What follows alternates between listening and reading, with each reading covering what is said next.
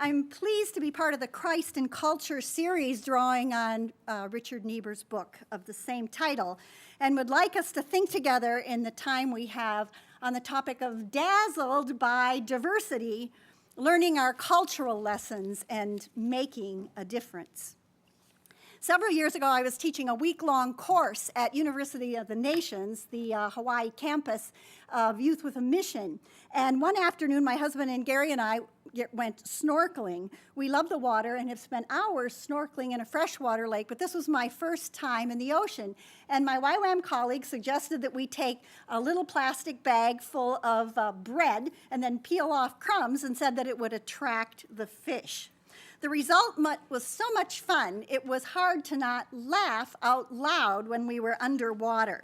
There was an astonishing array of rainbow-colored fish with whiskers and preposterous combinations of fins and gills, all darting around us, colliding with each other, snatching the bread. We were in a chaos of bubbles surrounded by a kaleidoscope of color. Those few minutes in which we experienced this hilarious part of creation made me wonder often what creating the world must have been like for God. In No Wonder They Call Him the Savior, Max Lucado articulated my partially formed thoughts.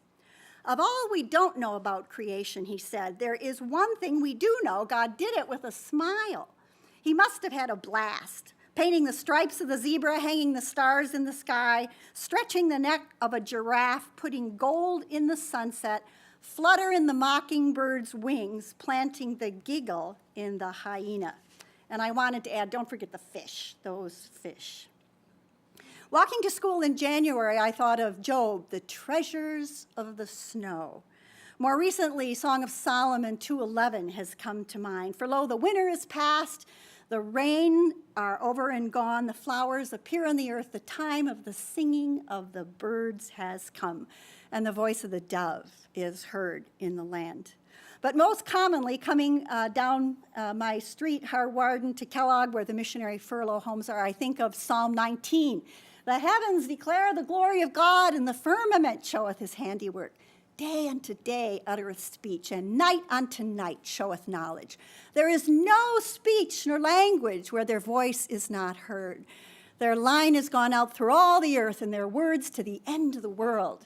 In them hath he set the tabernacle of the sun, which is as a bridegroom coming out of his chamber, and rejoices as a strong man to run a race. His going forth is from the end of the heaven, and his circuit unto the end of it, and there is nothing to be hid from the heat thereof.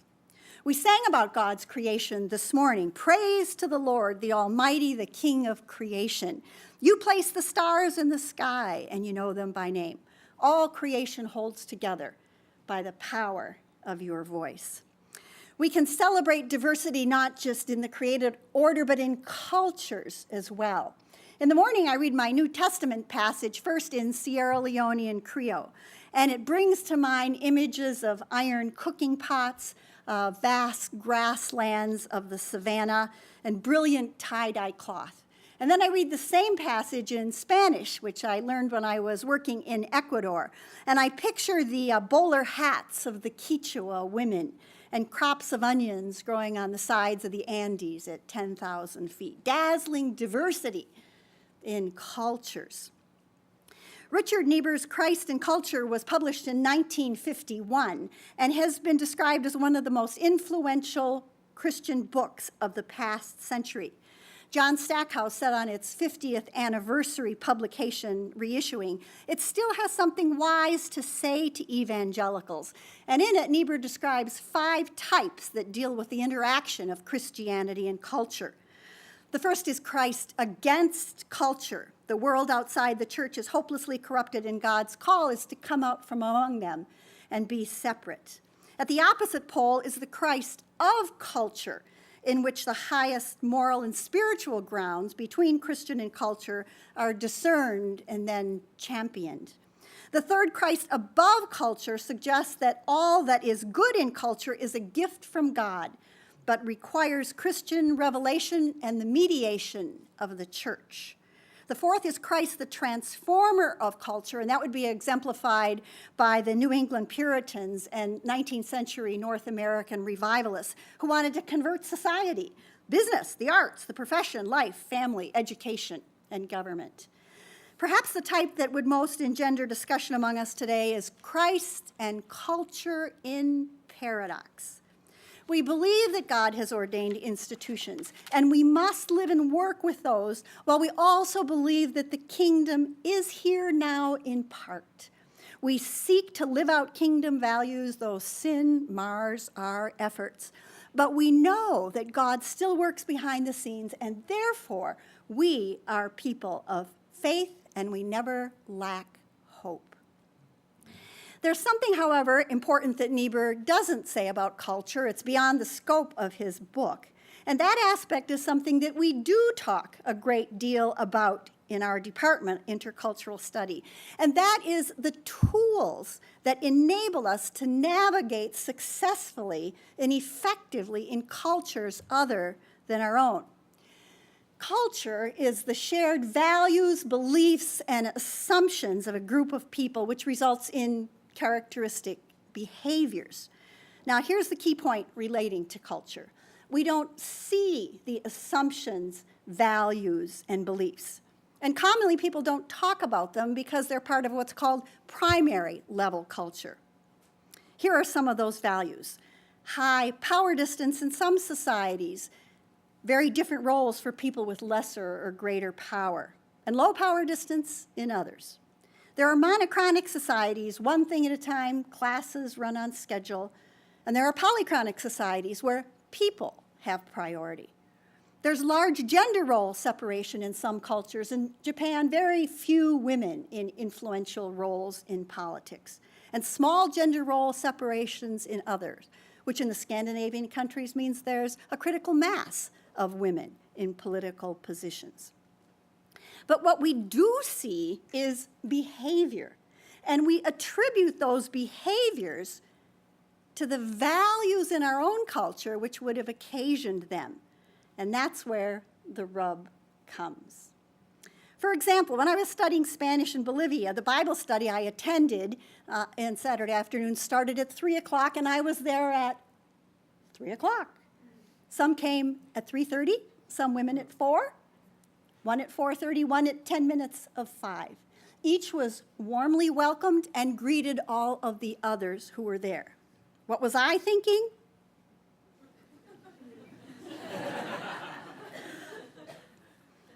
There are predictable stages we go through in cultural awareness. The first is unconscious incompetence. We don't know what we don't know. The second is conscious incompetence. We know we're in trouble, but we don't know what to do about it. The third is conscious competence. That is, we do the right things, but we constantly have to override our default. And that's where the exhaustion comes in living cross-culturally. And the final is unconscious competence. We do the right thing without even thinking about it. In short-term mission endeavors without proper preparation, some people never get beyond the stage of unconscious incompetence. They never know what they don't know. They offend or are offended without ever understanding why. Doubtless all of us here one day want to hear the Lord say, "Well done, good and faithful servant."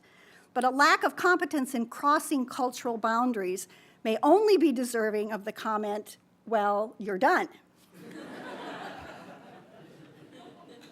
But culture is not only to be celebrated and understood. Niebuhr talks about aspects of culture that need to be challenged and critiqued. There are occasions to be against culture, contra mundum. All cultures are fallen and marred. Wesleyan Wilberforce against slavery, International Justice Mission against human trafficking, taking a stand against gang rapes as a weapon of terror in war. Today, this very day, legislation is being proposed in Yemen, making forced marriages of girls under 17 illegal, but there's very active opposition to that. The church that I served with in West Africa took a stand against female circumcision or female genital mutilation. All cultures are fallen and all in desperate need of critique. In Phnom Penh, a Cambodian woman asked why we Americans always wanted to visit the school that had been a torture area in the era of Pol Pot. That, she said, was something of the past. And then focusing on the present, she said in reference to the American practice legalized of abortion, she said, well, we don't kill our children. When I went to work in Sierra Leone, where I lived for 5 years, my motivation was to be of help. But as many of you know from living cross-culturally, I learned far more than I contributed. Ya Marie was a beautiful young woman who cooked lunch each day for the Kamakwi Hospital nurses. Chicken and rice for lunch meant chasing the chicken, killing the chicken, cleaning the chicken, cooking the chicken, cooking it in an iron pot balanced on 3 stones with an open wood fire underneath. One day when we were together in our very, very tiny indoor kitchen, I offered her a drink. She said no, and then followed it up. She says, this is the 3rd day I'm keeping fast. And after a pause, I said, yeah, Marie, is there something that's troubling you? Is there something that you would like me to pray for as you're keeping fast? Her face brightened. She could see I misunderstood, and she says, oh, no. She said, I simply want to tell God thank you because I have work and food for my family. From Ya Marie, I learned about thankfulness. Santigi Kagbo washed clothes for the Kamakwi nurses in a big pan, outdoors, with a bar of soap for 30 years. I had the privilege of putting his son, Brima, through school, and I've been in touch with Brima in the last few weeks. On one occasion, when I was preparing to leave the country, Brima said, my father, Santigi, wants to come and tell you thank you. And I said, oh, that won't be necessary, because Santigi lived 30 miles away in the town of Rogbin. One evening, as I was up in our kitchen, I looked, and down the hill, coming up the hill, was Santigi. He said he had come to say thank you because I had helped Brima. And I said, Santigi, how did you get here? And he said, oh, I walked. And I said, well, when did you start? He said, when the sun came up. From Santigi, I learned about expressing gratitude. The Kamakwi outpatient clinic was very busy. There were 2 or 3 nurses and 1 physician, and there were 200, sometimes 300 patients that would come for a day. Work started early and ran late, and then in the evening during dry season, people came to greet. Most evenings, there would be about 10 people.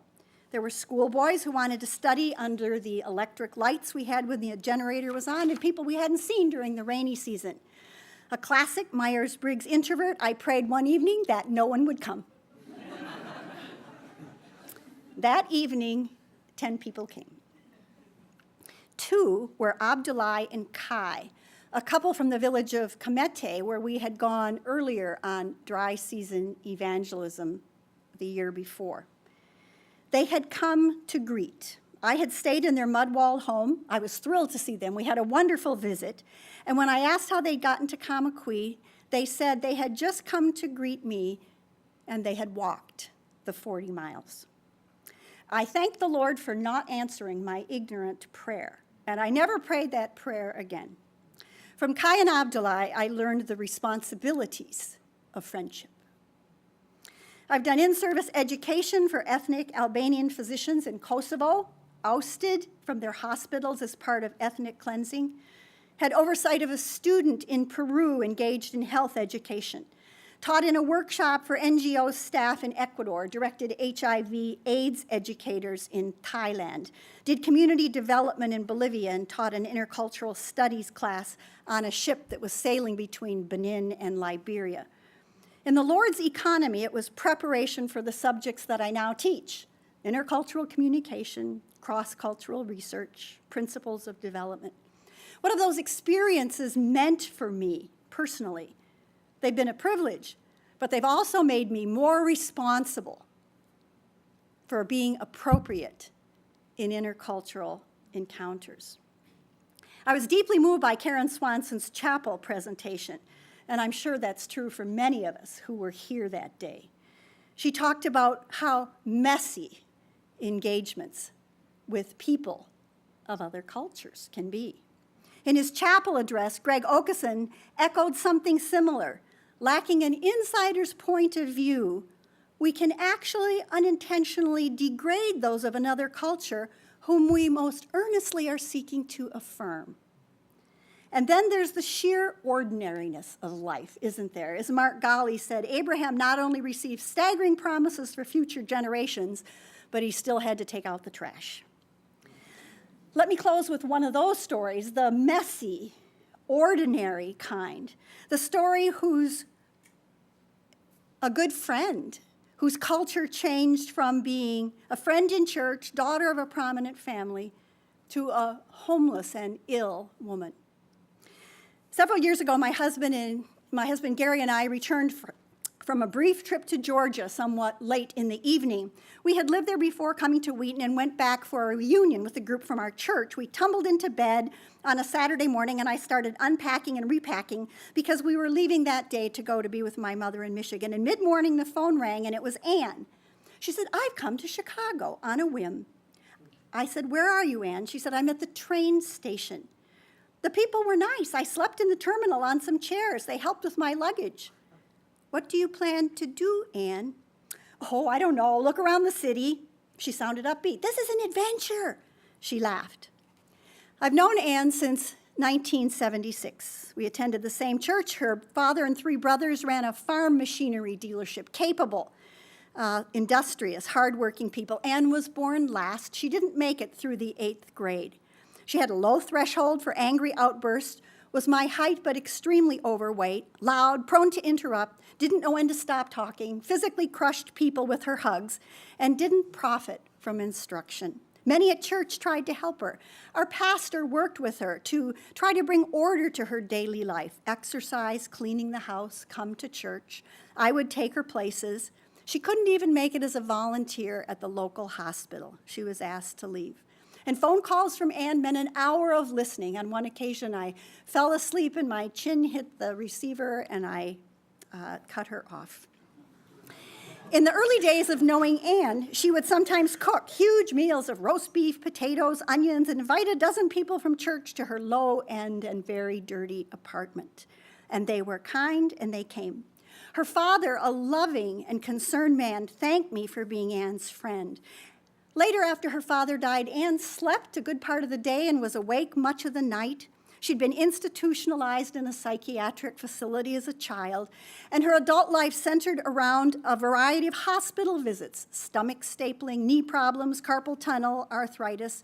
She went place to place after being evicted from her apartment, in turn overwhelming her mother, her aunt, the staff of a foster care home, people at the YWCA, even the management of the inexpensive motel rooms where she stayed months on end. Twice in later years, she successfully eluded efforts by foster care and state mental health staff to have her committed to a facility where she'd have meals and shelter and get her psychiatric medicines. I've driven to her apartment or her mother's to see her, and we tried to get together at Christmas. And one Christmas, she gave me her welfare 5-pound Velveeta cheese. She was on Medicare, Medicaid, disability, and her family helped with phone cards and small amounts of money. But even in her lowest moments in her phone calls to me, "Will you read a poem at my funeral?" I could always tease Ann into laughing. That Saturday morning when she phoned, I told her I was leaving town, but would check about places for her to stay. I made a flurry of phone calls after hanging up to PADS, the shelter people in Wheaton, in Aurora, friends from Outreach Community Center, and in a short time I had a list of contacts and called her back. And she called me back, and I gave them to her, and she said, and then I said, "I'll be back around 10 o'clock Tuesday night. If you still need help, call me." At 10 o'clock Tuesday night, the phone rang. "I've missed the train back to Michigan. Can I come stay with you?" "Where have you been, Ann?" "Oh, I've been in the hospital for 2 days." "Where are you now?" "I'm at the train station in Chicago." I gave her instructions to the College Avenue train station. "What train will you come on?" "I don't know. I'll call you when I get in." It was after 2 o'clock in the morning when she finally called. I was sound asleep, and the answering machine had clicked on when I got to the phone, so she couldn't hear me. I pulled on my clothes and hopped into the car. We lived 3 minutes from the train station.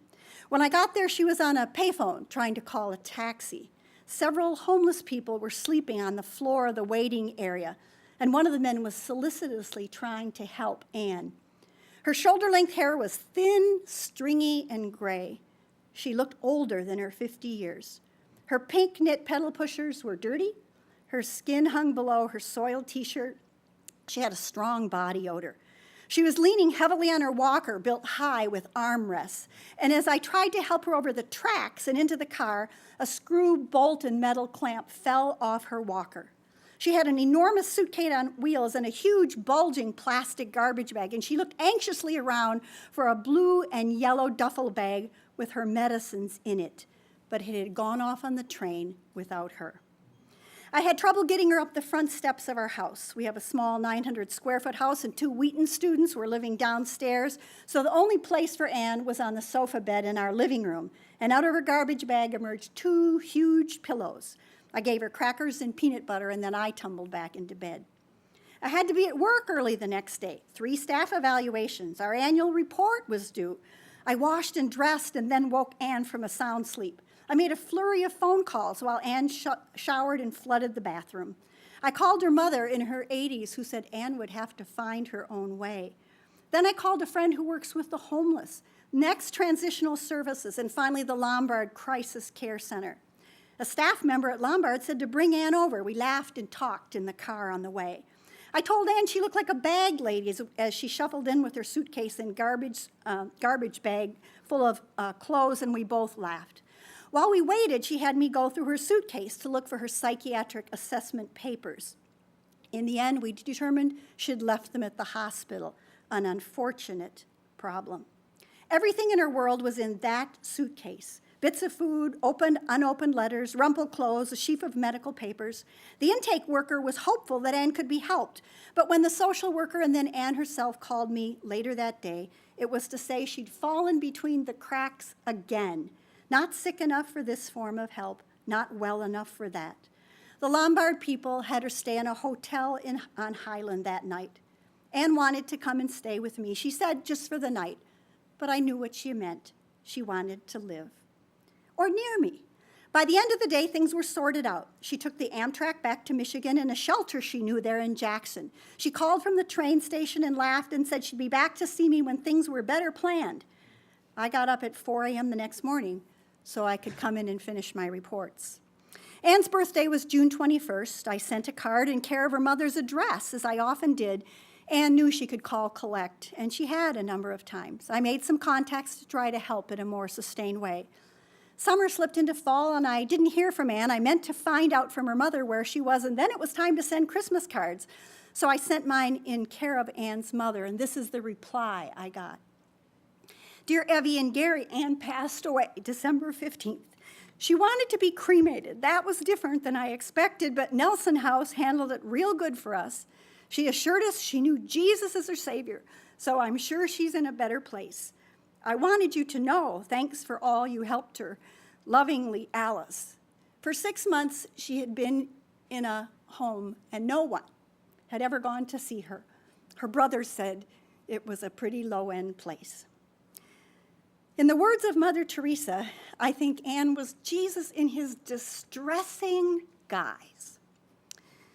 We want to be people who make a difference, but in our monochronic, highly ordered college culture, we have little space for interruptions in our lives, like Anne. The woman with the issue of blood, blind Bartimaeus, Nicodemus at night, the little children, the paralytic left down through the roof.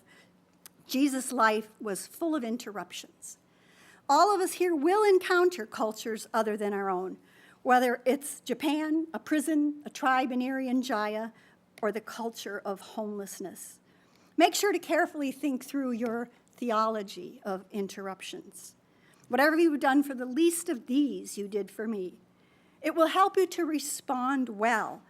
It will help you to remember that very often that cross-cultural interruption is Jesus in his distressing guise. Christ in culture, us in culture, celebrate the diversity, critique with humility, learn how to reach across cultural differences.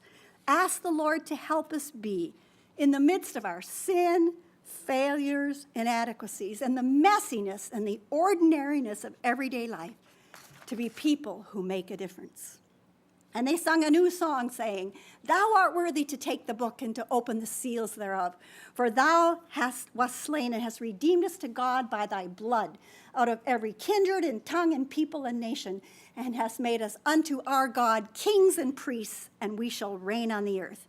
And I beheld, and I heard the voice of many angels round about the throne, and the beast and the elders, and the number of them was 10,000 times 10,000, and thousands of thousands, saying with a loud voice, "Worthy is the Lamb that was slain, to receive power and riches and wisdom and strength and honor and glory and blessing. And every creature which is in heaven and on the earth and under the earth, and such as are in the seas, and all that are in them, heard I saying, Blessing and honor and glory and power unto him that sitteth on the throne and unto the Lamb forever and ever."